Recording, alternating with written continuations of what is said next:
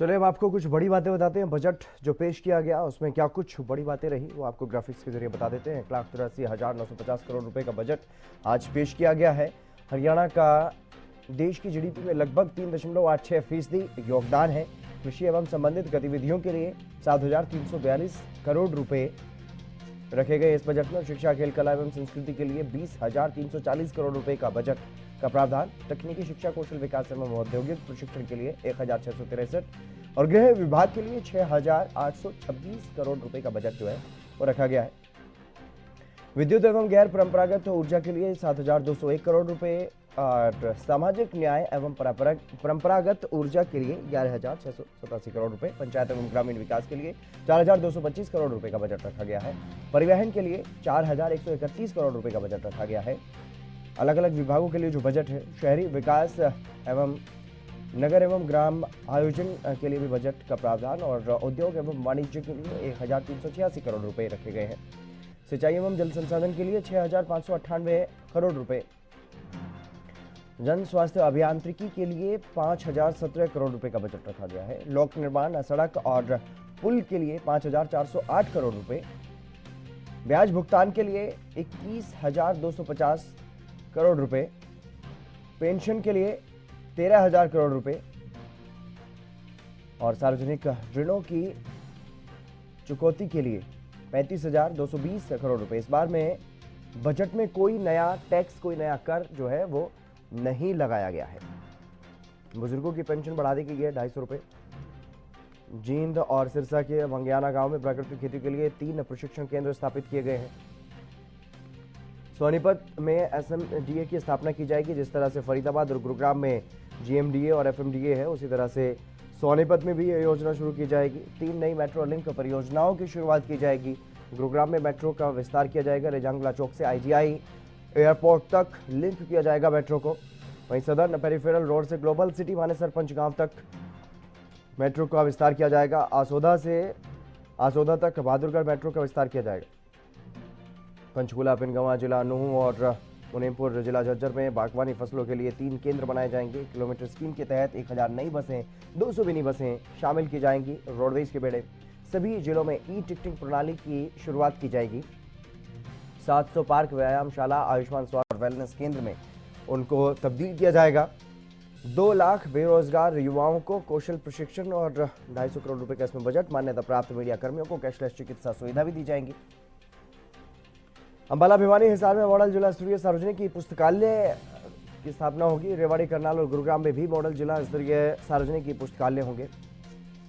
SYL नहर के निर्माण के लिए 101 करोड़ रुपए का जो बजट का प्रावधान है वो रखा गया है। गौ सेवा आयोग का बजट बढ़ाकर के 40 से 400 करोड़ रुपए कर दिया गया है। सबसे ज्यादा बढ़ोतरी इसमें देखने को मिली। कौशल विकास के लिए 50 राजकीय विद्यालयों और बहुतकनीकी संस्थानों के लिए भी। इसके अलावा ग्रुप सी और डी के लिए सीईटी के माध्यम से 65,000 से अधिक जो भर्तियां हैं वो होंगी।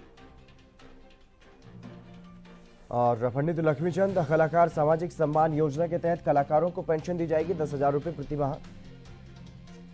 1,83,950 करोड़ रुपए का ये बजट जो है वो पेश किया गया है। पिछले बजट से 11.6% की बढ़ोतरी इस बार के बजट में।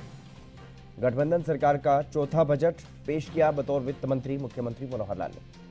2023-24 के बजट में कोई नया कर, कोई नया टैक्स जो है वो नहीं लगाया गया। 1,09,122 करोड़ रुपए की राजस्व प्राप्ति का प्रस्ताव इसमें रखा गया। कौशल प्रशिक्षण प्रदान करने के लिए 250 करोड़ रुपए का प्रावधान।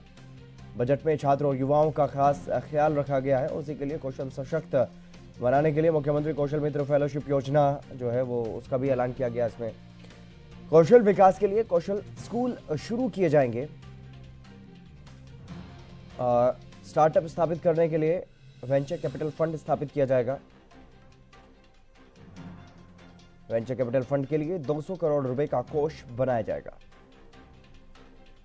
बजट में जो छात्रों और युवाओं के लिए खास वो बता रहे हैं आपको। युवाओं के प्रशिक्षण के लिए कौशल केंद्र स्थापित किया जाएगा। ग्रुप सी डी के लिए सीईटी के जरिए 65,000 से अधिक नियमित पदों पर भर्ती की जाएगी। इलेक्ट्रिक मोबिलिटी के लिए मानेसर में एक उत्कृष्टता केंद्र स्थापित किया जाएगा। सरकारी आईटीआई में प्रवेश लेने वाली 3 लाख रुपए तक जिनके परिवार की आय है, ऐसी लड़कियों को 2,500 रुपए वित्तीय सहायता दी जाएगी और हरियाणा कौशल रोजगार निगम प्राइवेट सेक्टर में जनशक्ति की नियुक्ति करेगा। 20,000 एकड़ क्षेत्र में प्राकृतिक खेती का लक्ष्य जो है वो हरियाणा सरकार लेकर के चल रही है। इसके लिए किसानों को जागरूक किया जाएगा। जींद और सिरसा के मंग्याना गांव में प्राकृतिक खेती के लिए 3 प्रशिक्षण केंद्र स्थापित किए जाएंगे, जहां से प्रशिक्षण दिया जाएगा। शहद गुणवत्ता प्रयोगशाला स्थापित की जाएगी। पंचकूला, पिनगमा जिला नूंह और रमणीपुर जिला झज्जर में बागवानी फसलों के लिए 3 नए उत्कृष्टता केंद्र स्थापित किए जाएंगे। नगर एवं ग्राम योजना विवादों के समाधान के लिए 2,000 करोड़ के बकाया ब्याज की छूट। सोनीपत में एसएमडीए की स्थापना की जाएगी। फरीदाबाद, गुरुग्राम और सोनीपत में नई जल आपूर्ति वृद्धि परियोजनाएं जो है वो शुरू की जाएंगी। 3 नई मेट्रो लिंक परियोजनाएं शुरू की जाएंगी, इसके बारे में भी आपको बता चुके हैं। रेजांगला चौक से आईजीआई एयरपोर्ट तक एक लिंक होगा और दूसरा जो लिंक रहने वाला है मेट्रो का वो सदर्न पेरिफेरल रोड से ग्लोबल सिटी मानेसर पंचगांव तक रहने वाला है। और इसके अलावा एक और लिंक आसोदा तक बहादुरगढ़ मेट्रो का विस्तार जो है वो किया जाएगा। प्रत्येक जिला परिषद में अलग इंजीनियरिंग विंग होगी। पंचायती राज संस्थान और ग्रामीण विकास की अगर बात करें तो 700 पार्क व्यायामशालाएं हैं जो आयुष्मान स्वास्थ्य और वेलनेस केंद्र में बदल दिए जाएंगे। गांवों में 1,000 नई पार्क एवं व्यायामशालाएं स्थापित की जाएंगी। 1,000 ग्राम पंचायतों में ई पुस्तकालय खोले जाएंगे। 750 ग्राम पंचायतों में स्ट्रीट लाइटें लगाई जाएंगी। प्रधानमंत्री सिंचाई योजना के तहत 9 परियोजनाएं। पशुपालन एवं डेयरी और मत्स्य पालन की अगर बात करें तो पशुपालन क्षेत्र में उद्यमिता विकास के लिए हरियाणा पशुधन उत्थान मिशन। प्रदेश में 70 नई मोबाइल पशु चिकित्सा इकाइयां शुरू की जाएंगी। इनके लिए एक अलग से कस्टमर केयर सेंटर भी होगा या मॉनिटरिंग सेंटर कह लीजिए। पलवल, महेंद्रगढ़, अंबाला और फतेहाबाद में 4 पशु चिकित्सा पॉलिक्लिनिक होंगे। गुरुग्राम और फरीदाबाद में 2 अत्याधुनिक सरकारी वेटनरी क्लिनिक होंगे पालतू पशुओं के लिए। हरियाणा गौ सेवा आयोग का बजट 40 करोड़ रुपए से बढ़ाकर के 400 करोड़ रुपए कर दिया गया है ताकि प्रदेश में ऐसी कोई समस्या ना रहे। परिवार और नागरिक उड्डयन की अगर बात करें तो किलोमीटर स्कीम के तहत 1,000 बसें और 200 मिनी बसें बेड़े में शामिल की जाएंगी। राजस्व रिसाव जांच प्रणाली लागू की जाएगी। हरियाणा रोडवेज में सभी जिलों में ई टिकटिंग की व्यवस्था शुरू कर दी जाएगी। कई बड़ी बातें हैं जो परिवहन और नागरिक उड्डयन में है। रेवाड़ी समेत नगर निगम वाले 9 शहरों में सिटी बस सेवा भी चालू की जाएगी। अभी भी कई शहरों में सिटी बस सेवा चल रही है, लेकिन जो बड़े शहर जहां पर अभी तक सिटी बस नहीं है वहां पर सिटी बस सेवा शुरू की जाएगी। सोनीपत, करनाल और पिपली नए मल्टी मॉडल बस पोर्ट बनेंगे। गुरुग्राम में सिटी इंटरचेंज टर्मिनल स्थापित होगा। वरिष्ठ नागरिकों के रियायती किराए की आयु जो है वह 65 से घटा करके 60 वर्ष कर दी गई है। यानी कि अब ऐसे लोगों को भी राहत मिलेगी जिनको अब 65 साल में जाकर के जो बुजुर्गों को राहत मिलती थी वो अब 60 साल की उम्र में शुरू हो जाएगी। और इसके अलावा गुरुग्राम में 26 एकड़ भूमि पर हेली हब भी स्थापित होगा। वहीं बुजुर्गों की पेंशन में 250 रुपए की बढ़ोतरी कर दी गई है। पेंशन में बढ़ोतरी की गई है बुजुर्गों के लिए, खासतौर पर यह बड़ी राहत, बड़ा तोहफा बुजुर्गों के लिए से कहा जा सकता है। 1 अप्रैल 2023 से शुरू हो जाएगा ये फैसला। 2,750 रुपए अब बुजुर्गों को मिलने शुरू हो जाएंगे। शेष पात्र अनाधिकृत कॉलोनियों को नियमित किया जाएगा। दिव्य नगर योजना के तहत 500 करोड़ रुपए खर्च किए जाएंगे नगरों को दिव्य बनाने के लिए। और सीवरेज के बुनियादी ढांचे में सुधार के लिए 200 करोड़ रुपए खर्च किए जाएंगे। नगर परिषदों और नागरिकों में 1,000 नागरिक सुविधा केंद्र। गुरुग्राम और नूंह जिले में 10,000 एकड़ भूमि पर अरावली सफारी पार्क।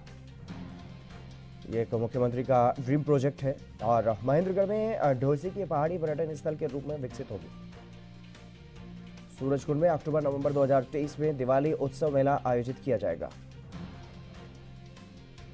महेंद्रगढ़ के गोलवा गांव में तांबे के खनिज ब्लॉक की नीलामी होगी। 2 लाख बेरोजगार युवाओं को कौशल प्रशिक्षण और 250 करोड़ का प्रावधान। युवा सशक्तिकरण और उद्यमिता के लिए बजट में यह प्रावधान रखा गया है। युवाओं के लिए स्टार्टअप स्थापित करने के लिए वेंचर कैपिटल फंड भी होगा। वेंचर कैपिटल फंड के लिए 200 करोड़ रुपए का कोष जो है वो बनाया जाएगा। युवाओं को कौशल सशक्त बनाने के लिए मुख्यमंत्री कौशल मित्र फेलोशिप योजना की शुरुआत होगी, जिससे युवाओं की जो स्किल है उसको डेवलप करने का काम किया जाएगा। कौशल विकास के लिए 50 राजकीय विद्यालयों और बहुतकनीकी संस्थानों में ये काम शुरू होगा और इलेक्ट्रिक मोबिलिटी के लिए मानेसर में एक उत्कृष्टता केंद्र भी स्थापित किया जाएगा। हरियाणा कौशल रोजगार निगम प्राइवेट सेक्टर में जनशक्ति की नियुक्ति करेगा। ग्रुप सी और ग्रुप डी के लिए सीईटी के माध्यम से 65,000 से अधिक नियमित पदों पर भर्ती होगी। तो ये आपको बड़ी बातें बताई और मान्यता प्राप्त मीडिया कर्मियों को भी कैशलेस चिकित्सा सुविधा जो है वो मिलेगी। अंबाला, भिवानी, हिसार में मॉडल जिला स्तरीय सार्वजनिक ई पुस्तकालय का भी बजट में प्रावधान है।